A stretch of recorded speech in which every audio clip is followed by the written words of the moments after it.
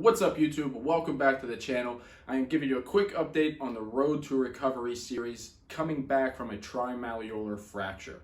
So like many of you dealing with this injury, pain is everywhere, whether it be from the big toe, the calf, the opposite leg because it's compensating, so pain is everywhere. And it has taken me about 6 months to make a new video or an update video because I wanted to make one whenever I wasn't experiencing any pain. So whenever I would wake up in the morning, if I'd have a little bit of pain, I'm not gonna make the video. And at first I thought I was never gonna make the video because I was always gonna be in pain. However, today is that day. I woke up, no pain in the ankle, no pain in the big toe, no pain in the calf.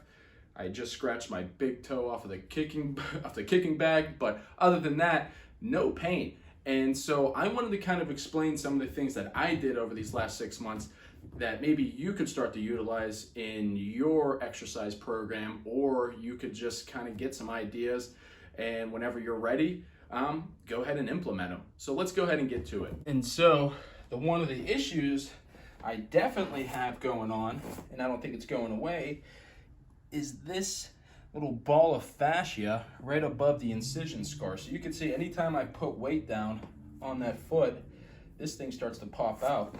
And you might have one, you can see the difference. And so I don't have any weight on it, kind of goes away. So it's one of those weird things that if you're standing for a long period of time, this is gonna actually fatigue first, and then it's just a horrible compounding effort into the leg. So the 4 exercises I think really help me stay pain-free is one, being the soleus raise off of the wall. So this one, staying down, I would do 4 sets of 25, and that would give you your 100. So I would do maybe 25, 50 in the morning, 50 at night, 100 in a day. So call it a day. One is just a very simple split squat. So you can see this is my injured ankle. And what I'm looking for is to add a little bit of dorsiflexion into the ankle. So what you think, you're trying to stretch, not only am I trying to get my abductors and the adductors stretched, but you're also trying to get a good knee bend with the dorsiflexion of the ankle. And so you hold here 5-10 seconds, bring yourself back up. Now you can always progress by just not having your hands on the ground, bringing yourself all the way back up. Split squats are one of my favorite exercises I've been doing for years. Clients and I have been doing these for years. It's just unfortunate that you can see the difference from one of my first videos whenever I did the exercise. My range of motion wasn't too good. And I'll show you that back ankle. My problem was my knee couldn't go down because I couldn't articulate out of the big toe. But by doing all of those ankle mobility exercises where you're articulating into that extension, what we're looking for, that's going to be utmost importance, because your foot was in a cast. Your big toe just said, all right, screw it, I'm going to stop working.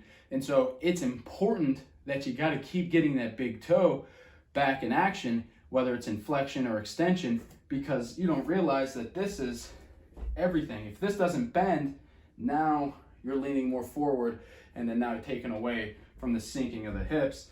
And so not necessarily is there a right and wrong way to do it. It's more or less trying to strengthen and get some articulation in that big toe.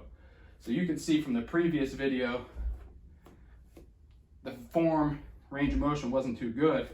Practicing these exercises, I'm allowed to almost, if I really wanted to, keep my knee right over my ankle. So a way to strengthen that big toe and the arch to get into that split squat is get a resistance band or a TheraBand and really put your big foot, your big toe onto that, keep that foot pressed, and you could do your split squats like so with a resistance that you're emphasizing holding that big toe down. That way you could strengthen a lot of that arch. Don't let it come back and smack you in the face. So just to kind of show you the ankle is feeling a lot better, I trust myself being able to kick the bag. And that's right into the shin, right into the spot. Now am I drilling into it? No, I'm not drilling into it. But it's the little reward system that I got going on with myself saying, okay, you can get back into this, instead of spending my energy to the negative aspect, saying, damn, this sucks, I wish this didn't happen to me, that I'm in pain, pain, pain. Start looking and spending that energy towards the positives, and then not only are you going to feel better mentally, but spiritually and hopefully physically. So with this next exercise, 3-way balance drill. So you're standing on one leg, you're keeping your big toe engaged. So me, I have no arch, right? So I got to keep my big toe engaged.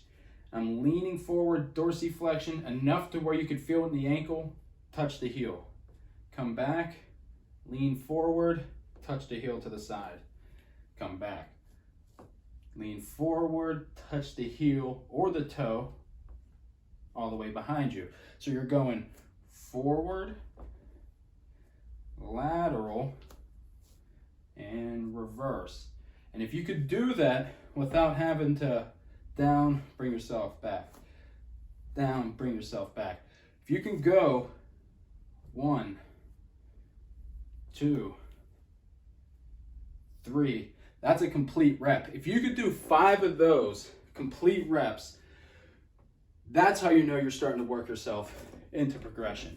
And so this injury sucks. I have 14 screws in my leg, 2 plates, screw that's broken, and I thought that I would never be out of pain. And it's going to be one of those things that I think you're going to always have to manage it.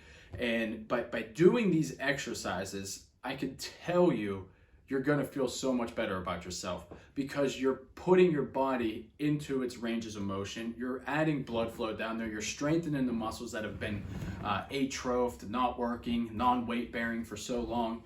But one of the main things if I can say, is give yourself little rewards. Thank yourself. And small little things of gratitude go a long way. And whether it's just waking up, getting to that PT class, coming back home, giving yourself that thanks, like, wow, okay, I'm slowly building myself up to recovery. I'm slowly getting back to the things I want to do. It's going to be a long road, but you know what? I'm taking the necessary steps. Now, if you have that mental thought process, you're going to be already ahead of the game. Because if you sit there and look at this injury as something like, damn, why did this happen to me? I'm never going to be able to walk again the same. And you start dwelling on all the negatives and the negatives, you're putting so much energy into the negativity that you can't even see what the positive and the outcome and the light at the end of the tunnel looks like. And that's something that I had to tell myself.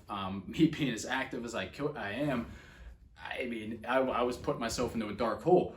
But the thing is I started just realizing, you know what, this is going to be a one-step approach, and it's just something that's going to be a continuous cycle. And so if there's anything I could say to that, is just keep slowly progressing into the recovery. Keep doing your exercises, even if it's not these ones that we're showing. That's what's going to be the utmost importance. And now, am I going to sit here and say, you know, I'm going to be right back to normal? Time will tell. But the thing is, slowly making those small improvements to get there, and hopefully you can do the same.